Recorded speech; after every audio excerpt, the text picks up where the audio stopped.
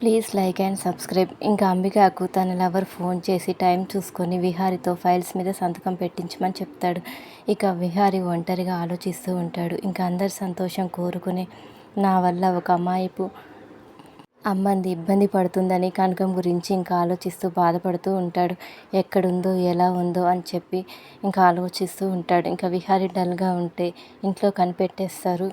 ఆ అమ్మాయిని సేఫ్గా వాళ్ళ ఇంటికి పంపిస్తేనే నాకు మనశ్శాంతి. ఏం చెయ్యాలి అంటూ ఇంకా వాళ్ళ ఫ్రెండ్కి ఫోన్ చేసి కలవాలని అంటాడు. ఇంకా వాళ్ళ ఫ్రెండ్ రావడంతో ప్రకాష్ చేసిన మోసం మొత్తం అతడితో చెప్తాడు. ఇంకా ప్రకాష్ ఇంత ద్రోహం చేస్తాడని అనుకోలేదు.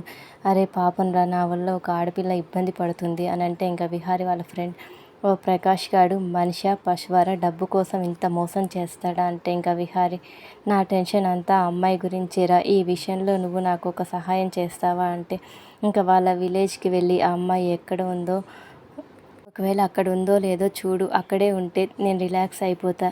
రే వాళ్ళకి చీరలు నేసే బిజినెస్ ఉంది, ఆ ప్లాన్తో వెళ్ళురా అంటే ఇంకా విహారి వాళ్ళ ఫ్రెండ్ సరేరా నేను వెళ్ళి కనుక్కుంటానంటే ఇంకా కనకం గదిలో కూర్చొని ఏడుస్తూ ఉంటుంది. సహస్ర వల్ల ఇంకా తనకి అయిన గాయం చూసుకొని ఇంకా బాధపడుతూ ఉంటుంది. నేనేం పాపం చేశాను, నాకు ఇలాంటి పరిస్థితి వచ్చింది అని ఇంకా బాధపడుతూ ఉంటుంది. విహారి ఇంకా మంచి చేయాలి అనుకోవడం తప్ప విహారి ఇంటికి వచ్చి కాలింగ్ బెల్ కొడుతూ ఉంటాడు. ఇంకా డోర్ తీయడానికి ఎవరైనా ఉన్నారా లేదా అనుకొని ఇంకా కనకం డోర్ తీస్తుంది. విహారి తన ఫ్రెండ్తో ఫోన్లో మాట్లాడుతూ ఉంటాడు. ఇంతలో ఇంకా కనకం డోర్ తీస్తుంది.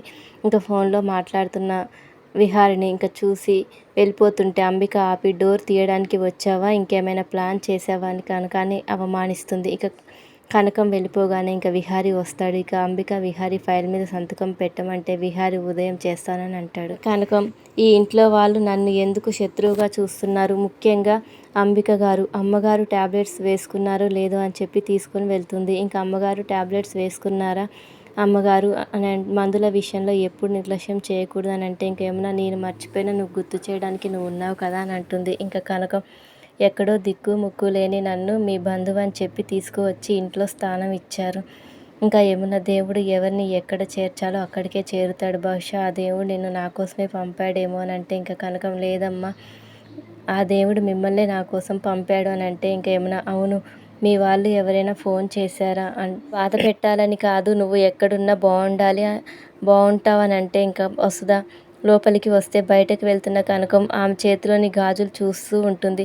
ఇంకా వదిన, నేను ఇలా అడుగుతున్నానని తప్పుగా ఏమీ అనుకోకు, లక్ష్మి నిజంగానే మీ ఊరి అమ్మాయేనా, నిన్ను నమ్ముతా వదిన, తను ఇంటికి వచ్చినప్పుడు జాలి కలిగినా ఇప్పుడు అనుమానం కలుగుతుంది అని అంటే యమున, 1% కూడా తనని అనుమానించడానికి వీల్లేదు వస్తా, తను అద్దం లాంటిది, లోపల ఏముంటుందో బయట అదే ఉంటుంది అంటే ఇంకా వస్తా, లక్ష్మి నా చేతుల వైపే చూస్తుంది, నేను కొత్త గాజులు వేసుకున్నానంటే ఇంకేమన్నా, తను నీ గాజులు బాగున్నాయని చూస్తుందేమో కానీ తనకి డబ్బు మీద కానీ నగల మీద కానీ ఆశే లేదు అని అంటుంది.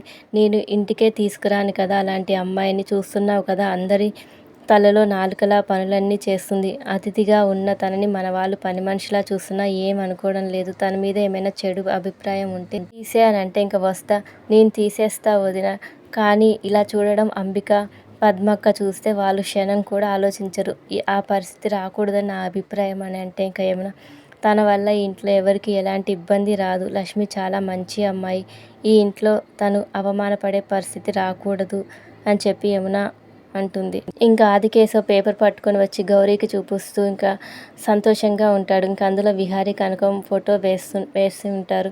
ఇంకా విహారి ఇంటి దగ్గర కూడా పేపర్ వస్తుంది. ఇంకా లక్ష్మిని పేపర్ తీసుకురమ్మని ఇంకా విహారి వాళ్ళ తాతయ్య చెప్తే ఇంకా మరోవైపు అంబిక ఫైల్ తీసుకొని విహారి దగ్గరికి వస్తుంది, సంతకం పెట్టమని అంటుంది. ఇంకా విహారి సరే అంటాడు.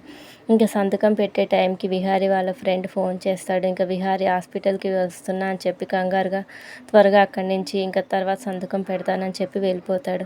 ఇంకా విహారి వాళ్ళ తాతయ్య లక్ష్మికి కళ్ళద్దాలు తీసుకురమ్మని చెప్తాడు. అయితే యాడ్ చూసే టైంలో కాదంబరి పిలవడంతో ఇంకా వెళ్ళిపోతాడు. ఇక గౌరీ ఆదికేశవ్ కూతురు అల్లుడు ఫోటో చూసి మురిసిపోతూ ఉంటారు. ఇంకా మరోవైపు కనకం ఎన్ని కష్టాలైనా భరిస్తాను కానీ తన బాధలు తల్లిదండ్రులకు చెప్పనని చెప్పి ఇంకా అనుకొని బాధపడుతూ ఉంటుంది. Thank you for watching. Please subscribe my channel.